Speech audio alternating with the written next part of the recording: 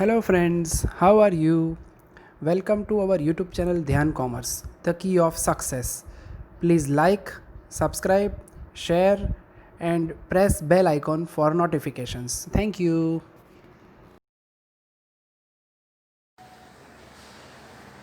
जय माता जी all dear student, welcome to online lecture of Dhyan commerce. देखते ही देखते हम अमाल कमीशन ऑफ अकाउंट के लास्ट लेक्चर में पहुंच चुके हैं। आज मैं आपको सिर्फ एक्स्ट्रा सम प्रैक्टिस करवा रहा हूं जो आपके टेक्स्ट बुक में है। ये सारे सम यूनिवर्सिटी के लिए आप इंपॉर्टेंट इतने भी नहीं कह सकते, बट थोड़े से डिफिकल्ट अलग लेवल के सम है तो मैं आपको उतना काम करवा देता हूं। चलिए, उसमें लास्ट टाइम जो हमने सम लेक्चर में काम किया था वैसा ही एक और सम लेने जा रहा है जिसमें कुछ अलग पॉइंट तो आएगा ही। एग्जांपल नंबर 9 पहले देखने वाले हैं हम। पेज नंबर 86 पे एग्जांपल नंबर 9 पे पहुंचो। साथ में होमवर्क में एग्जांपल नंबर 12 और देखने के लिए इलस्ट्रेशन 12 भी देख लेना। दो आपको रेफरेंस के लिए दे रहा हूं, इलस्ट्रेशन 10 एंड सम नंबर 12। चलिए, वो सब में एक और पॉइंट नया ऐड हो रहा है तो ध्यान अंदर रखोगे। ये वाली टेक्निक का नाम है interchange investment in shares of both company, यानी कि दोनों कंपनी एक दूसरे के शेयर्स में इन्वेस्ट कर रही है तो इन्वेस्टमेंट का पॉइंट यहाँ पे नया है। चलिए ध्यान अंदर दो। पहले मैं पैराग्राफ की 3 लाइन में रीड कर रहा हूँ। From the following details uncertain the intrinsic value of shares A limited, B limited and the amount of purchase consideration in case of amal commission of A limited and B limited into AB limited। भाई देखो यहाँ पे क्या बताया गया है कि आपको intrinsic value of share find out करनी है ए एंड बी की, तो इंट्रिंसिक वैल्यू वाला पॉइंट नया आ गया है हमारे पास।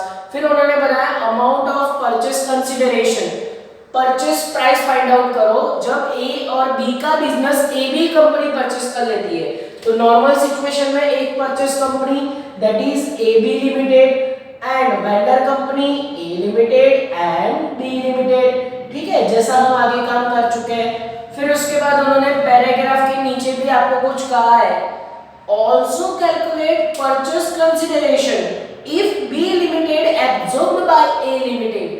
अगर ए कंपनी बी को ही एब्जॉर्ब कर रही है, एक परचेजिंग एक वेंडर कंपनी, तो परचेस प्राइस फाइंड आउट करो। यानी कि वो ऑल्सो वाला जो सेंटेंस है वो एक और आंसर हमें मांगा है।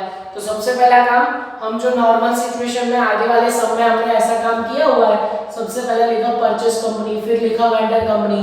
अब हमें इंटरचेंज वाला ऐसा सम सॉल्व करना है तो याद करो स्टेप नंबर 1 क्या था। स्टेप नंबर 1 कैलकुलेशन ऑफ पर नेट एसेट, ठीक है।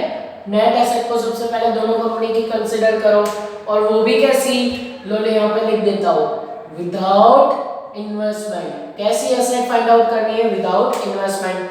चलिए, उसके लिए मैं अभी कॉलम प्रिपेयर नहीं कर रहा हूँ, सीधा आंसर लिख रहा हूँ। सबसे पहले पर्टिकुलर थोड़ा सा ऐसे ही वर्क कर दे रहे हैं, ए लिमिटेड एंड बी लिमिटेड, याद आ रहा है ऐसा। नेट एसेट हम फाइंड आउट करते हैं। फिर उसके बाद क्या करना है हमें, सबसे पहले लेना है टोटल असेट्स। चलो असेट्स के लिए असेट में पहुंचो तो ए एंड बी की असेट साइड सिर्फ एक ही असेट है भाई, सन्ड्री असेट कितनी है 8 लाख एंड देन दूसरी वाली कंपनी में है 4 लाख। अब उसमें से क्या करना है, लेस टोटल लायबिलिटी। चलो टोटल लायबिलिटी यानी कि लायबिलिटी साइड पहुंचो। ओनर्स कैपिटल नहीं ले सकते, रिजर्व्स नहीं ले सकते, सीधा लायबिलिटी है 3 लाख एंड 2,40,000। चलो ये स्टेप तो शुरू होते ही खत्म हो गया, मेरा काम तो यहीं पे समाप्त हो गया है फर्स्ट स्टेप का। इसमें से ये माइनस करोगे 5 लाख दिख रहा है हमें, इसमें से ये माइनस करोगे आई थिंक, हाँ माइनस करने से 2 लाख 1 लाख आई थिंक 1,60,000, ठीक है। और ये क्या मिला हमें, net asset without investment, investment के बिना। यहाँ पे हमने इन्वेस्टमेंट कंसिडर किया नहीं है। फिर याद करो स्टेप नंबर 2, उसमें क्या लेते थे हम, नंबर ऑफ शेयर्स। चलो नंबर ऑफ शेयर्स के लिए बोर्ड पे ध्यान, दोनों कंपनी के हमें शेयर्स फाइंड आउट करना है। सबसे पहले ए लिमिटेड के फाइंड आउट करना है, उसकी equity share capital text book में अंदर बैलेंस शीट में से देखो 5 लाख आपको दिखी, 5 लाख को एक शेयर की प्राइस यानी 100 से डिवाइड करो, कितने नंबर ऑफ शेयर्स आएंगे, आई थिंक 5000 शेयर आएंगे। वो जनरल वाले शेयर नहीं, ये इक्विटी शेयर है। चलिए अब ऐसा ही काम हम बी लिमिटेड के लिए कर लेते हैं। उसके इक्विटी शेयर्स की कैपिटल की वैल्यू है 3 लाख और एक शेयर का प्राइस 100 है तो वहां पे 3000 शेयर्स आएंगे। ठीक है, चलो ये हमारा एक सेकंड स्टेप भी शुरू होते ही खत्म हो गया। याद करो स्टेप नंबर 3। स्टेप नंबर 3 में क्या करते थे हम, एक दूसरी कंपनी में इन्वेस्टमेंट का पोर्शन देखते थे, that is investment of A limited in B limited, ये हम फाइंड आउट कर देते, राइट। और उसके लिए आप बैलेंस शीट में पहुंचो। बैलेंस शीट में आपको वहां पे दिया गया है 1000 शेयर्स इन बी लिमिटेड, तो ए कंपनी ने कितना इन्वेस्ट किया है, 1000 शेयर्स ऑफ बी लिमिटेड, तो ए ने 1000 शेयर्स इन्वेस्ट किया है और अपॉन में बी लिमिटेड के नंबर ऑफ शेयर्स कितने हैं, 3000 नंबर ऑफ शेयर्स है। ठीक है, तो 1000 डिवाइड बाय 3 या थिंक 13 भी कह सकते हो, और हम उसको पॉइंट में ले ले तो 0.33333 ऐसा कुछ पॉइंट में आएगा, तो ये 3333 वाला पोर्शन अपना हो गया ए का, यानी ए इन्वेस्टमेंट इन बी। तो इसको ऐसा आंसर लिख सकते हैं जैसे आगे वाले समय किया था, सेकंड वही काम, investment of B limited in A limited. चलिए ये भी काम देख लेते हैं, ए लिमिटेड में कितना बी ने इन्वेस्ट किया है, तो उसमें भी आप बैलेंस शीट में देखो 1000 शेयर्स ही है, 1000 shares of A limited divide by A के टोटल नंबर ऑफ शेयर्स कितने हैं, 5000 शेयर्स है, तो ये मैंने लिखे हैं 5000 नंबर ऑफ शेयर्स। चलो फिर क्या करेंगे, इसको इससे डिवाइड करोगे, आई थिंक 1/5 है तो 0.20 भी कह सकते हैं इसको, 0.20 ए। ऐसे हमारे यहाँ पे दो इक्वेशंस के लिए एक पोर्शन आ गया, यानी एक कंपनी जो दूसरी कंपनी में इन्वेस्ट कर रही है वो यहाँ पे हमें आंसर में मिल रहा है। अब याद करो स्टेप नंबर 4, जहां पे हम इक्वेशन फाइंड आउट करते थे और उसको हेडिंग क्या देते थे, नेट असेट विथ इन्वेस्टमेंट। अब इन्वेस्टमेंट के साथ, that is also called calculation of purchase price, right. चलिए तो वो फाइंड आउट करते हैं। सबसे पहले हमारे दो प्यारे प्यारे इक्वेशंस बनेंगे और उसमें सबसे पहला नंबर ए के लिए मुझे net asset with investment find out करनी है। पहले विदाउट इन्वेस्टमेंट नेट एसेट कितनी है, 5 लाख, ये विदाउट इन्वेस्टमेंट है। अब उसमें ए ने जो हिस्सा लिया है वो प्लस करो, यानी कि 0.3333 बी इसमें प्लस करो, तो ये मुझे मिलेगा net asset with investment, that is called equation number 1। Second B, उसमें क्या करेंगे, बी की पहले नेट एसेट विदाउट इन्वेस्टमेंट लो 1,60,000 और उसमें प्लस करो बी का जो इन्वेस्टमेंट का हिस्सा है वो 0.20 that is called equation number 2। ठीक है, अब क्या करेंगे, मुझे दोनों इक्वेशन को सॉल्व करना है। स्टैटिस्टिक का यूज करके क्या कर सकते हैं, ऐसा कर सकते हैं, value of B put in equation number 1।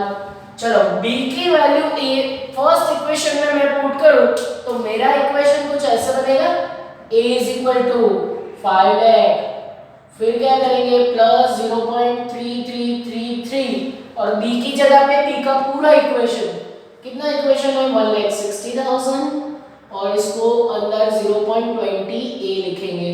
अब ये इक्वेशन सॉल्व करेंगे, हमें a का आंसर मिल जाएगा। चलिए आगे बढ़े। फिर उसके बाद क्या हो सकता है, यहाँ पे a, यहाँ पे 5 लाख। अब देखना ये 0.33 अंदर जाएगा तो इन दोनों के साथ मल्टीप्लाई होगा बारी बारी, तो चलो मल्टीप्लाई करने से अब मेरे पास आंसर आएगा 53,333। यहाँ पे मुझे आंसर पॉइंट में आ रहा है तो देखना पड़ेगा, 0.333 को 0.20 a से मल्टीप्लाई करोगे तो वहां पे आंसर आएगा आई थिंक 0.0, बहुत ऑकवर्ड फिगर आ रहा है, 0.066667 कुछ ऐसा आंसर आ रहा है, राइट। तो मैं यहाँ पे लिख देता हूँ 667 ऐसा कुछ आंसर आप देख सकते हो और पीछे a लगेगा और वो इस तरफ आएगा तो 1a, ये खाली a है तो इसको 1a कह सकते हैं, माइनस करेंगे 0.0667a और फिर यहाँ पे इन दोनों का टोटल होगा आई थिंक 5,53,333। अब यहाँ से माइनस होके अपॉन में जाएगा तो पहले a 5,33,333 डिवाइड बाय इन दोनों में इसकी माइनस करके वैल्यू डिवाइड में जाएगी 0.9333। ये आई थिंक वैल्यू डिवाइड में जाएगी। अब इसको माइनस करोगे तो हमारा ए का आंसर आएगा, मैं मेरे पास कैलकुलेटर के बिना मैं यहाँ पे देख के काम कर रहा हूँ, तो ये आप सॉल्व कर लेना। 5,92,857। बहुत ऑकवर्ड फिगर होती है ऐसे सम्स में, तो यहाँ पे आंसर बहुत ध्यान से करना पड़ता है, ठीक है। ये क्या आंसर आया, net asset with investment of A का आंसर। सेम अगर मुझे बी का आंसर भी चाहिए तो अब मैं क्या करूंगा, put value of A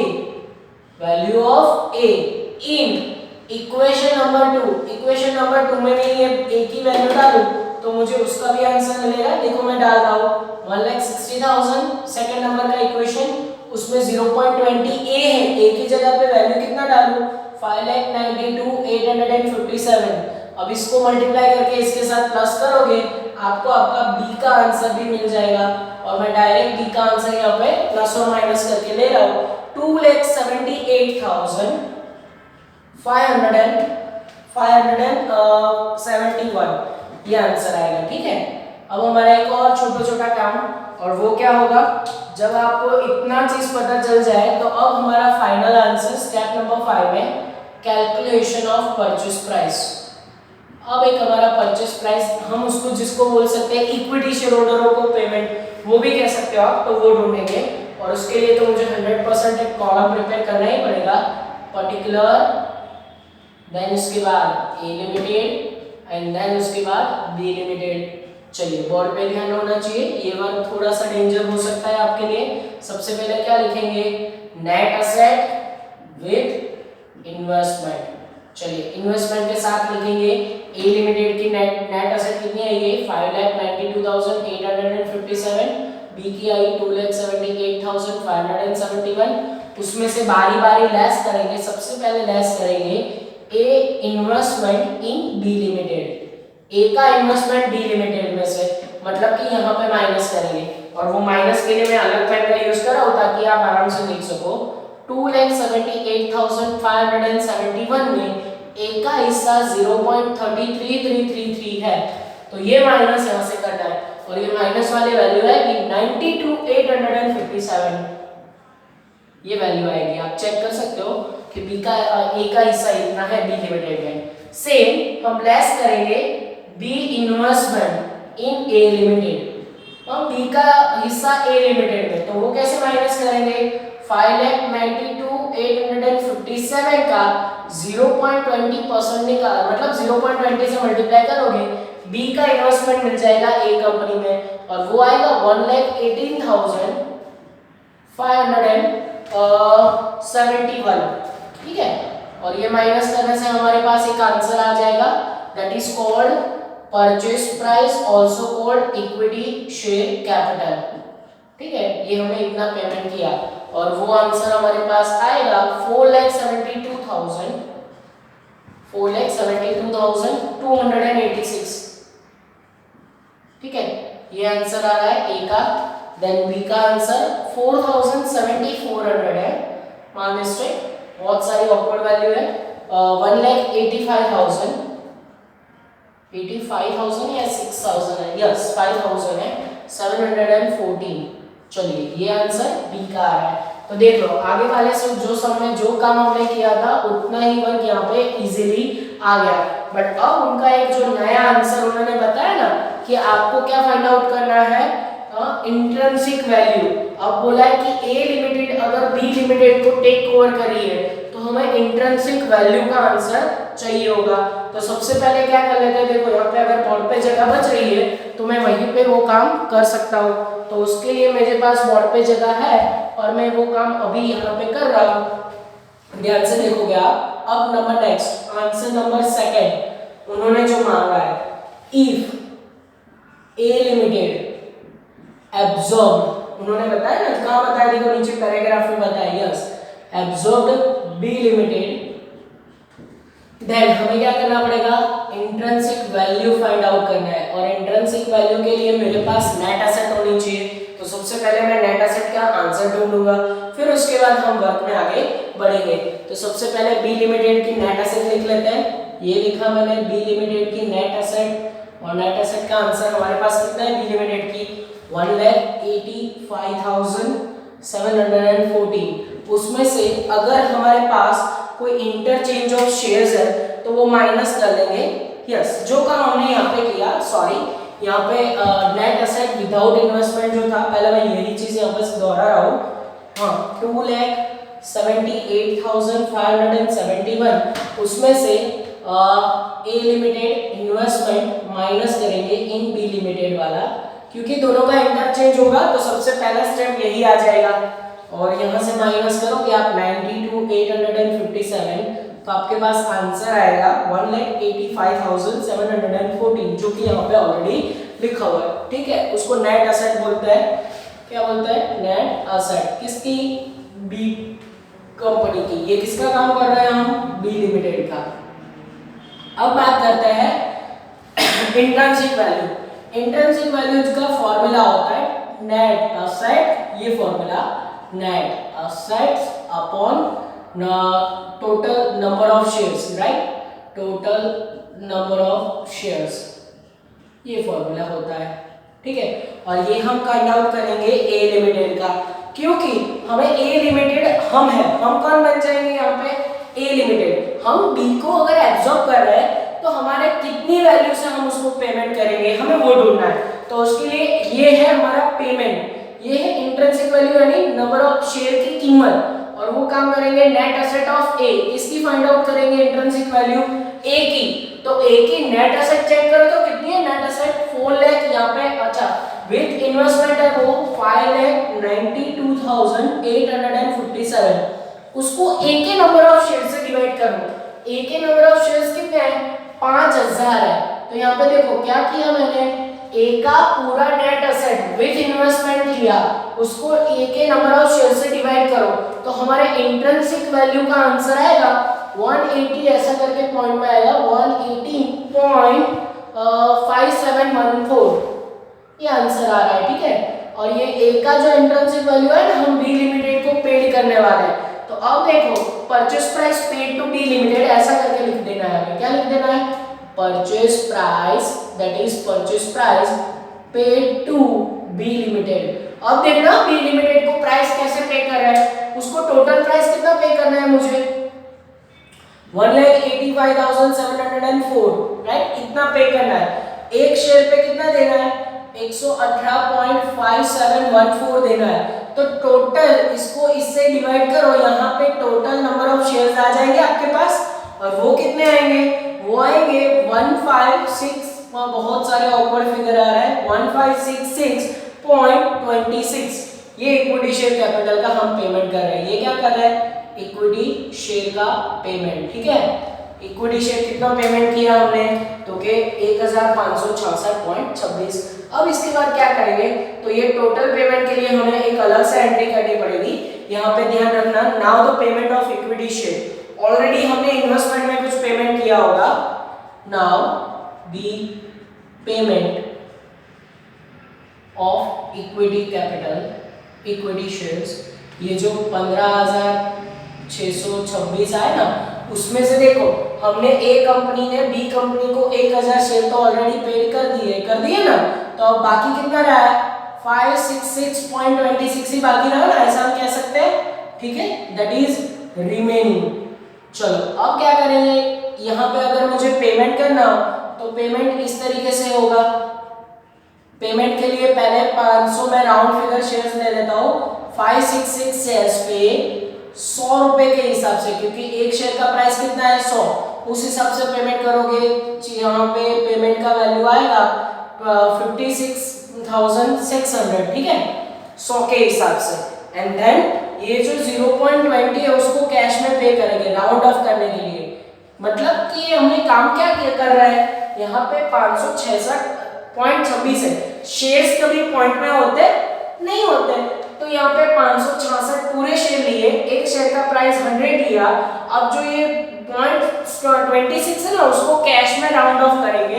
cash में राउंड ऑफ करने के लिए एक शेयर पे 118.5714 ले लो, तो आपको यहाँ पे कैश पेमेंट मिल जाएगा। और कैश पेमेंट ये काम करोगे, आपके पास आंसर आएगा, यस वो आंसर आएगा 31 आई थिंक।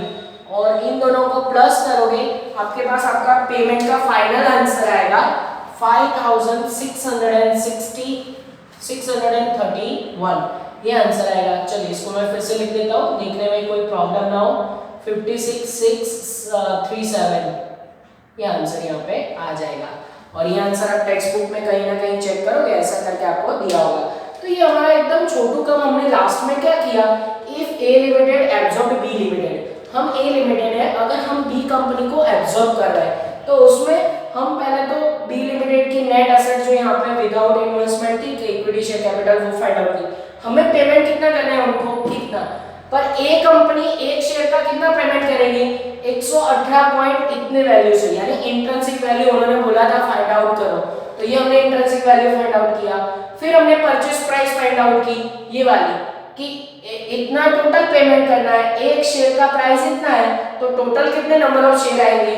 ये जो हमने आंसर ढूंढा है वो क्या है, ये नंबर ऑफ शेयर्स है, ये क्या है, शेयर्स है, ठीक है।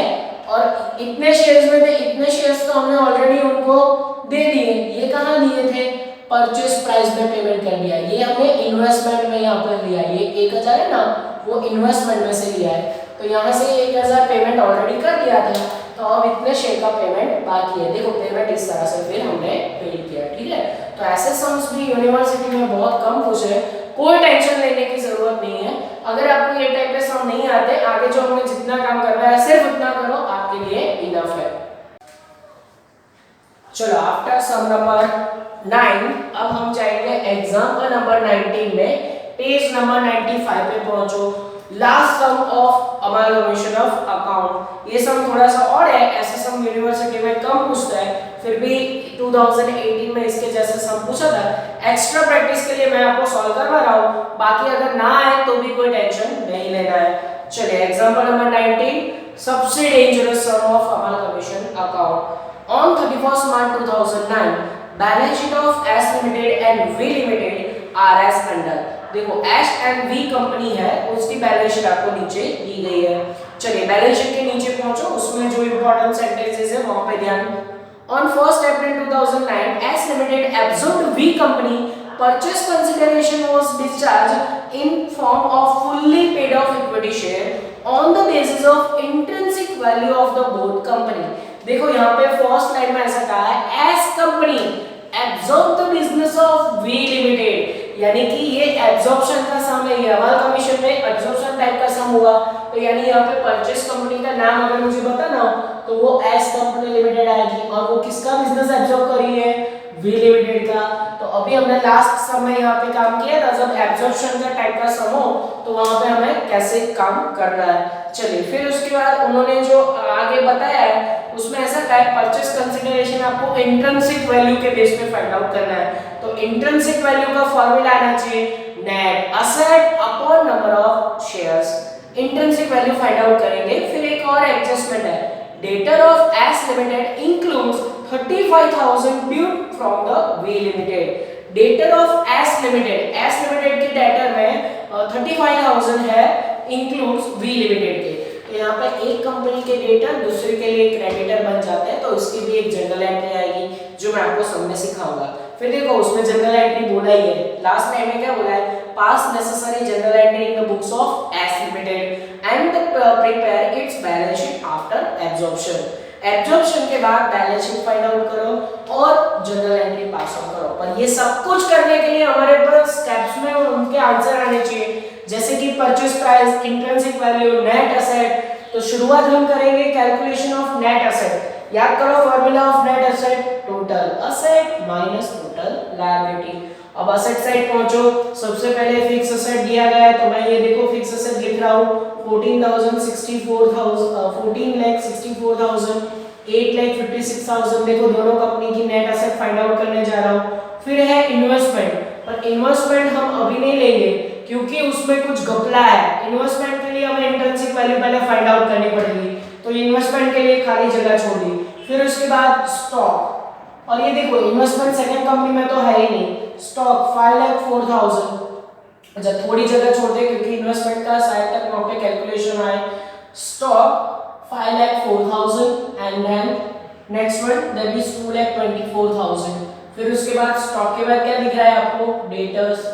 डेटर्स है 2 लाख एंड 3 लाख। फिर उसके बाद नेक्स्ट पॉइंट, यस वो है कैश बाय बीआर। बीआर की वैल्यू है 1 लाख एंड 1 लाख। फिर उसके बाद next one that is cash, और कैश एंड बैंक कितना है 68,000 एंड 80,000। अच्छा लास्ट में प्रीलिमिनरी एक्सपेंसेस दिया है। नेट एसेट में प्रीलिमिनरी एक्सपेंसेस को कंसीडर करूं, बिल्कुल नहीं करना चाहिए, ये हमारे ए का आंसर आएगा। और क्योंकि यहाँ पे इन्वेस्टमेंट अभी बाकी है तो इस साइड बी, वी का टोटल हम कर सकते हैं, और वी का टोटल आई थिंक आप करोगे वो आंसर आपके पास आएगा 15,60,000। कितना आंसर आएगा 15,60,000। पर ये अभी हमारा आधा अधूरा काम है, ये तो अभी हमें ए मिलेगा। टोटल असेट्स, उसमें से क्या लेस करना है, टोटल लायबिलिटी। चलिए लायबिलिटी के लिए लायबिलिटी में ध्यान होना चाहिए। सबसे पहले लायबिलिटी साइड उन्होंने दिया इक्विटी शेयर कैपिटल नहीं लेते, रिजर्व्स नहीं लेते, पीएनएल नहीं लेते, सीधा 10% डिबेंचर पे अटैक करो। ये लिखा मैंने डिबेंचर। डिबेंचर की वैल्यू है 4 लाख एंड दूसरी कंपनी में है 3,20,000। डिबेंचर के बाद क्रेडिटर एंड बिल्स पेबल दोनों आएगा, आएगा क्योंकि वो करंट लायबिलिटी है। ये लिया मैंने क्रेडिटर एंड बिल्स पेबल की वैल्यू 1,08,000, इसकी वैल्यू है 1 लाख। चलो फिर उसके बाद यहाँ पे है 160, और ये काम देखो इतनी आसानी से हो गया। अब सब में डेंजरस पड़ाव स्टार्ट होगा।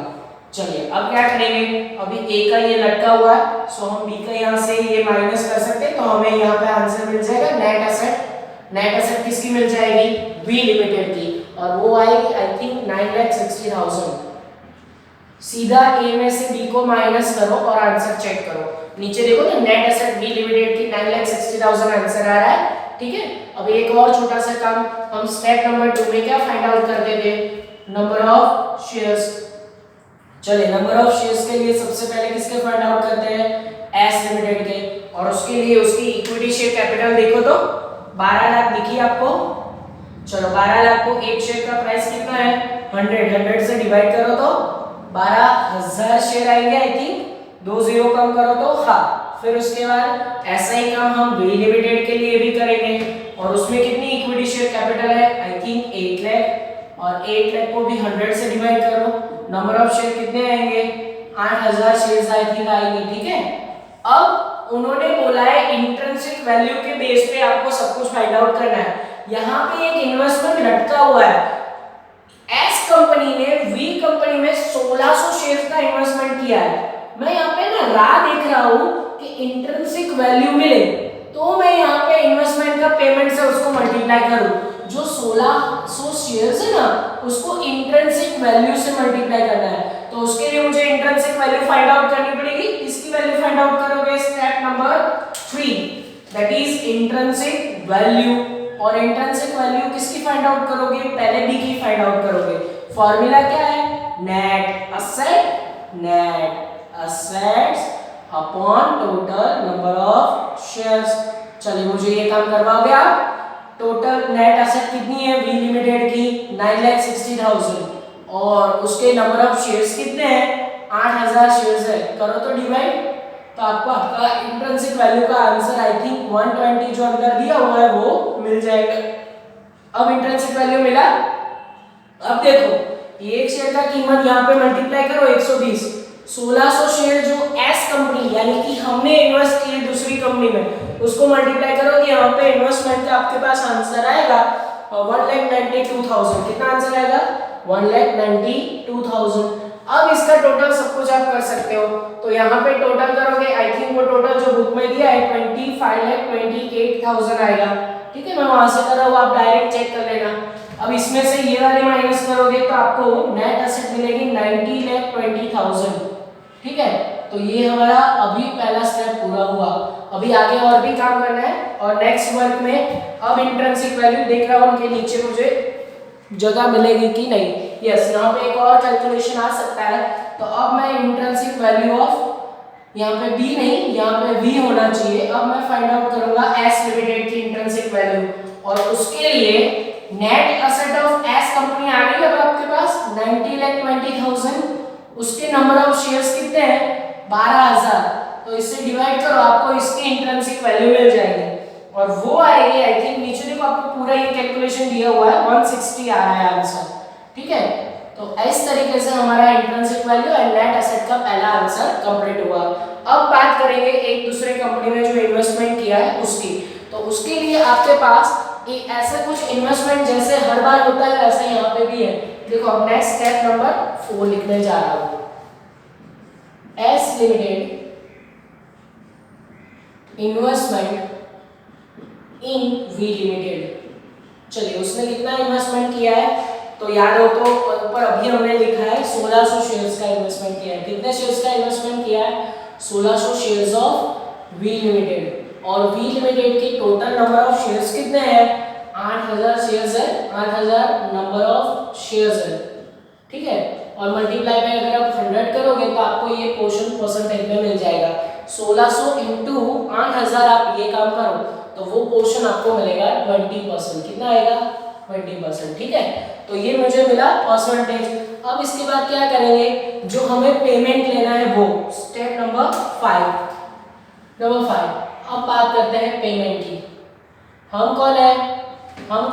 एस कंपनी है। वी कंपनी को पेमेंट करेंगे तो वी कंपनी को कितना पेमेंट करना है? Net asset is equal to purchase price. Payment के लिए याद रखो जो net asset is equal to purchase price. जब आपको परचेज प्राइस ना दिया हो तो जो नेट एसेट है वही आपको पेमेंट करना है। कितना पेमेंट करना है? 9,60,000 पेमेंट करना है टोटल। अच्छा, एक शेयर का प्राइस कितना लोगे पेमेंट के लिए? तो हम एस कंपनी है, हम हमारी इंट्रिंसिक वैल्यू यानी कि 160 रुपीस के हिसाब से पेमेंट करेंगे और जैसे डिवाइड करोगे 6000 शेयर का यहाँ पे पेमेंट आएगा। कितने शेयर्स का पेमेंट आएगा? 6000। पर अब ध्यान से देखो तो आप ऑलरेडी 20% इन्वेस्टमेंट कर चुके हो, यानी कितना पेमेंट कर चुके हो? Here 20% share already paid. हाँ, 20% पेमेंट हो चुका है तो 6000 में से 20% यानी कि 6000 के 20% निकालोगे आप, इतना पेमेंट हो चुका है। आई थिंक 1200 शेयर्स का पेमेंट हो चुका है। तो अब कितने नंबर ऑफ शेयर्स का पेमेंट बाकी है? 4800 शेयर्स का पेमेंट बाकी है। कहीं ना कहीं आप आंसर में चेक करने जाओगे, आंसर में ये काम आ जाएगा, ठीक है। अब उसको प्राइस से पेमेंट करना है तो 4800 शेयर्स पे कितने प्राइस से पेमेंट करोगे? 160 रुपीज से पेमेंट करोगे तो आपको पेमेंट का भी आंसर मिल जाएगा और वो कहीं ना कहीं आपको पीछे दिया गया होगा 7,68,000। कितना पेमेंट करोगे? 160 के हिसाब से। तो ये हमारा फाइनल आंसर आ चुका है जो कि जाएगा बैलेंस शीट में।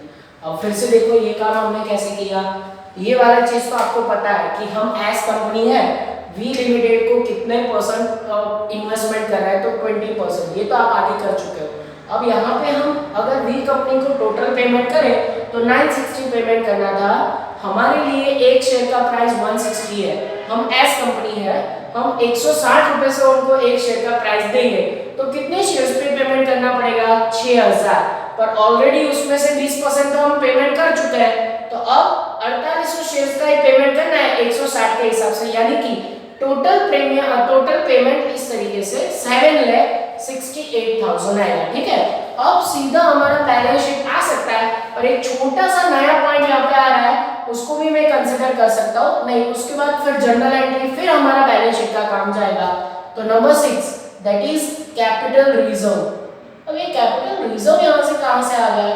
तो कैपिटल रिजर्व इसीलिए आएगा क्योंकि आप यहाँ पे जब इन्वेस्टमेंट करते हो तो एक्चुअली नेट एसेट पे ये पेमेंट कर रहे हो, ठीक है। तो ये है हमारा इन्वेस्टमेंट का वैल्यू है 1,92,000। और अगर आप बैलेंस शीट का डिफरेंस देखोगे तो बैलेंस शीट में ये वाली वैल्यू है, आगे बैलेंस शीट में आप देखोगे तो 1600 के सामने 1,44,000 है, ठीक है।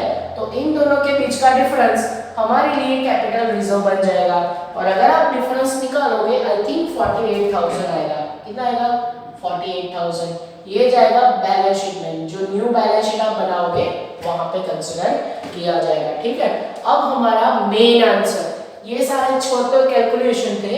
अब हमें जनरल एंट्री वगैरह मांगा है तो अब सबसे पहले होगी जनरल एंट्री। चलिए, तो सबसे पहले आप क्या करेंगे?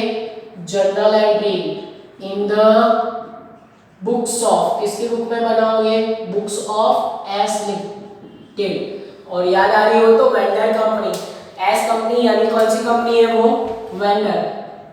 चलिए याद आ रहा है वेंडर कंपनी की बुक में जर्नल एंट्री, आगे एक सब में हम कर चुके हैं। सबसे पहले क्या होगा, व्हेन परचेज प्राइस ड्यू, जब आप परचेज प्राइस ड्यू हो, एंट्री याद आ रही है, business purchase account debit, business purchase account debit to liquidator of vendor यानी कि वी लिमिटेड अकाउंट, ठीक है।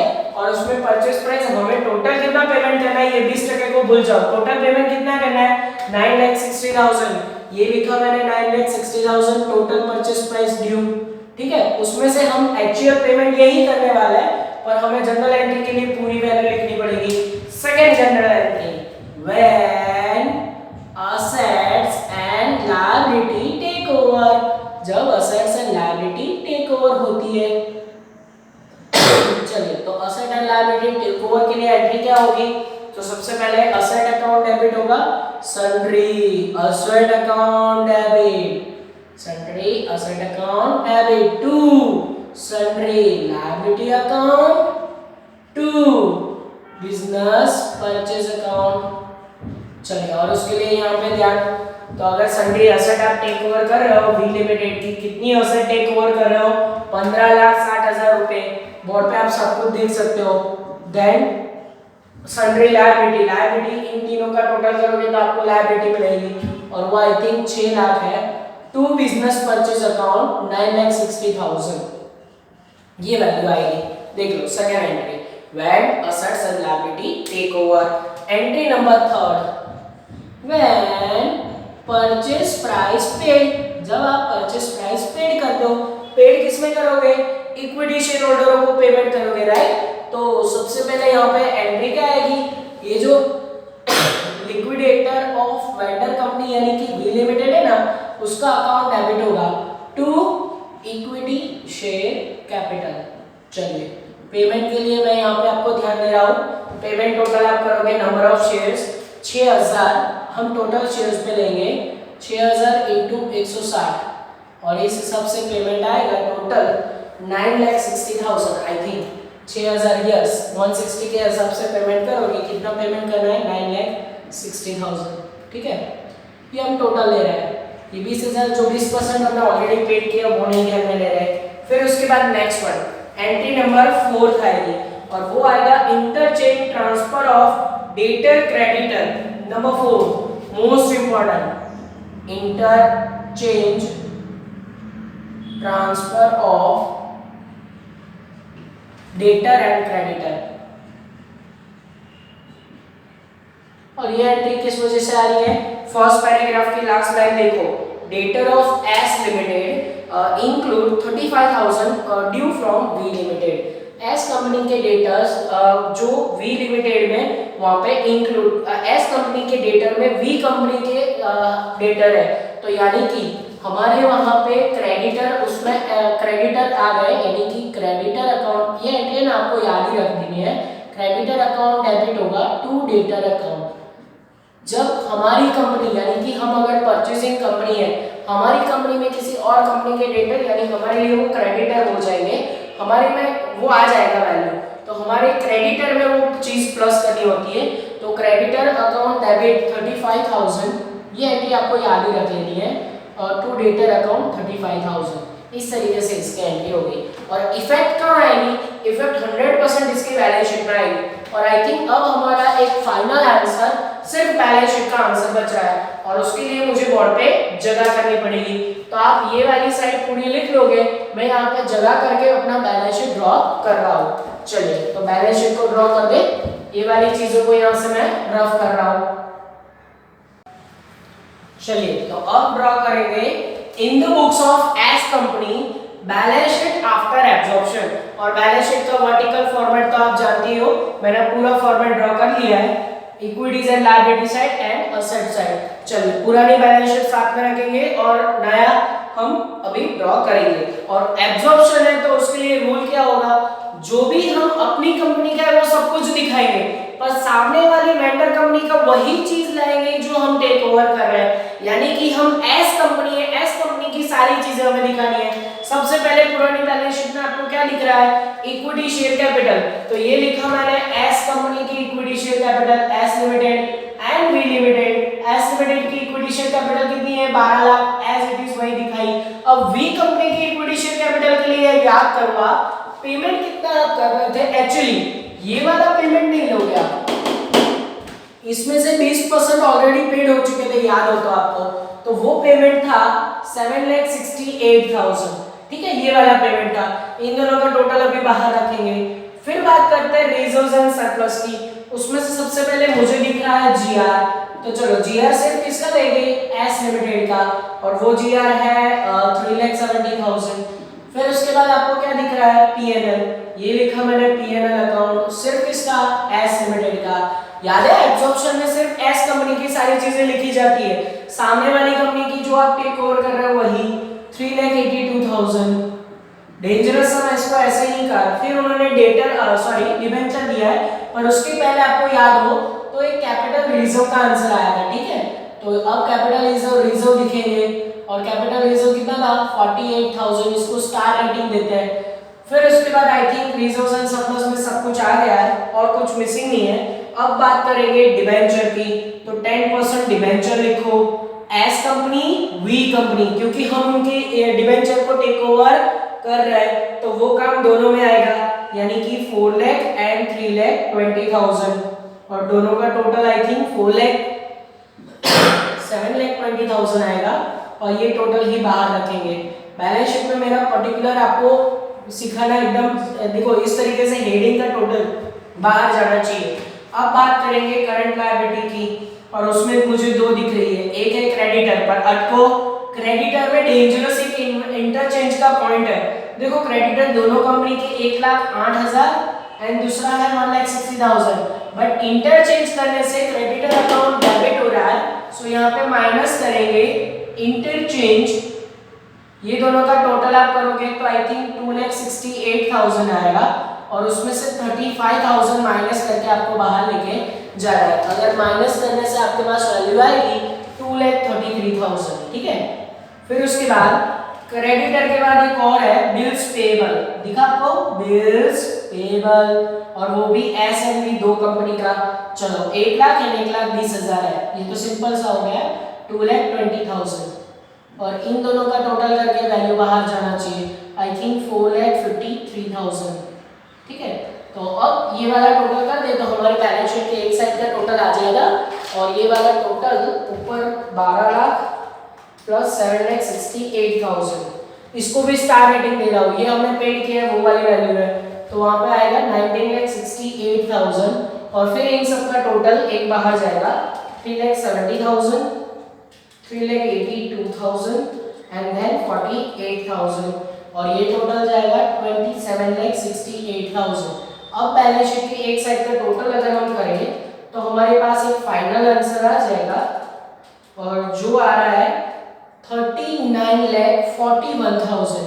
चेक करो आंसर में क्या ये बैलेंस शीट का टोटल आ रहा है, इतनी मेहनत करके हमने जो बैलेंस शीट बनाई है, यस, एक साइड का टोटल तो हमारे पास आ गया। अब सेम यही टोटल मुझे दूसरी साइड भी चाहिए, कितना, 39,41,000। अगर यहाँ पे ये टोटल मैच हो जाए तो बाबा अपना बेड़ा पार। चलो फिक्स असेट के लिए सबसे पहले नॉन करंट असेट, असेट में प्रॉपर हेडिंग, सबसे पहले नॉन करंट, उसमें कौन सी आएगी, fix asset, S and V. चलो बोलो तो 14,64,000। ये मैंने वी कंपनी का क्यों लिया है, क्योंकि हम उसको टेक ओवर कर रहे हैं, इसीलिए वी कंपनी का है। यहाँ पे सब कुछ वी कंपनी का क्यों आया, ये सारी चीजों में वो हम टेक ओवर कर रहे हैं। तो चलो यहाँ पे 8,56,000, ठीक है। इन दोनों का टोटल अगर हम कर दे, मेरे पास टोटल ऑलरेडी किया हुआ है 23,20,000, ये आप टोटल चेक करते रहना। फिर उसके बाद फिक्स असेट के बाद मुझे दिख रहा है स्टॉक, ये लिखा मैंने स्टॉक, और उसमें एस एंड वी 5,04,000, देन उसके बाद है 2,24,000, और इसका स्टॉक का टोटल आएगा आपके पास 7,28,000। सारे टोटल यहाँ पे मैंने किए हुए हैं। चलो स्टॉक के बाद वहाँ पे डेटर, अच्छा डेटर में एक important point, S and B के डेटा लिख रहा हूँ सबसे पहले मैं 2 लाख एंड 3 लाख। अब उसमें से आपको 5 लाख जो वैल्यू मिलेंगे उसमें इंटरचेंज की यहाँ पे आपको माइनस करना है। इंटरचेंज कितना किया हमने 35,000, सॉरी इसमें प्लस करना है आपको, क्योंकि देखो डेटर अकाउंट में प्लस होंगे और यहाँ से माइनस होंगे, तो बाहर वैल्यू जाएगी 5,34,000। कितना वैल्यू जाएगा 5,35,000, ठीक है। और फिर उसके बाद डेटर के बाद आपको पॉइंट लेना है बिल्स रिसीवेबल का, तो ये लिखा बिल्स रिसीवेबल बीआर अकाउंट। और अच्छा इंटरचेंज यहाँ से ऑलवेज माइनस ही होगा ना, डेटर में से भी माइनस करना है उसमें से भी, क्योंकि हम एस कंपनी लिमिटेड है 4 लाख यहाँ पे 65,000 आएगा। इंटरचेंज ऑलवेज माइनस ही करो, ठीक है। चलो और फिर उसके बाद बीआर का पॉइंट है दोनों का एस एंड बी 1-1 लाख, और ये लिखा मैंने 1-1 लाख, और दोनों का टोटल वैल्यू आएगा 2 लाख, ठीक है।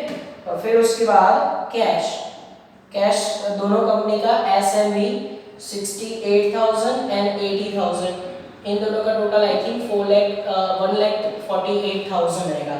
अब उसके बाद लास्ट में प्रीलिमिनरी एक्सपेंसेस, सिर्फ एस कंपनी का लेंगे, और प्रीलिमिनरी एक्सपेंसेस है ना फिक्टिशियस असेट में दिखाया जाता है, इसीलिए देखो मैं ऊपर लिख रहा हूँ प्रीलिमिनरी एक्सपेंसेस, और सिर्फ किसके एस कंपनी लिमिटेड के कितने हैं 80,000, और 80,000 यहाँ पे प्लस करोगे ऊपर 24 लाख आएगा, और 24 लाख में से ये सब कुछ का टोटल अगर बाहर रखोगे आपका काम हो ही जाएगा, और वो मैं आपको करके दे रहा हूँ 8,78,000, 4,65,000, 2 लाख एंड 1,48,000, और ये टोटल आएगा 15,41,000। और जैसे 51,41,000 में ये ऐड करोगे आपको यहाँ पे टोटल मैच हो जाएगा। यहाँ पे आपको ये वाले सब में ज्यादा घबराने की जरूरत है नहीं, क्योंकि ऐसे सम मैंने सिर्फ आपके लिए सॉल्व किए हैं। अगर यूनिवर्सिटी में ऐसे सम आ रहे हैं तो आपके पास ऑप्शन में कुछ ना कुछ इसके साथ में होगा, तो आप वो अटेम्प्ट कर सकते हो। लगभग इसके चांसेस बहुत कम रहते हैं, क्योंकि यूनिवर्सिटी में 5 या 6 साल में एक बार इसके सम पूछे जाते हैं, तो ज्यादा टेंशन नहीं लेना है। अगर आपको सम नंबर 19 जैसे सम का आंसर नहीं आते, ये सम आपको डिफिकल्ट लग रहा है, इसको छोड़ दोगे तो चल जाएगा। आगे जो इंटरचेंज वाले सम कर रहा है वो एंड एब्जॉर्प्शन वाले सम आपके लिए इंपॉर्टेंट है। तो यहाँ पे लीगली हमारा जो ये अमाल कमीशन वाला चैप्टर था, हमारा मर्जर एंड अमाल कमीशन वाला, ये चैप्टर यहाँ पे कंप्लीट हो रहा है। नेक्स्ट कोई लेक्चर में कोई और चैप्टर में सफर को आगे बढ़ाएंगे। जो होमवर्क मैंने दिया है सब कुछ आप ट्राई करो, अगर कोई भी डिफिकल्ट है आप मुझे बता सकते हो, ठीक है। ऑल द बेस्ट एंड जय माता जी।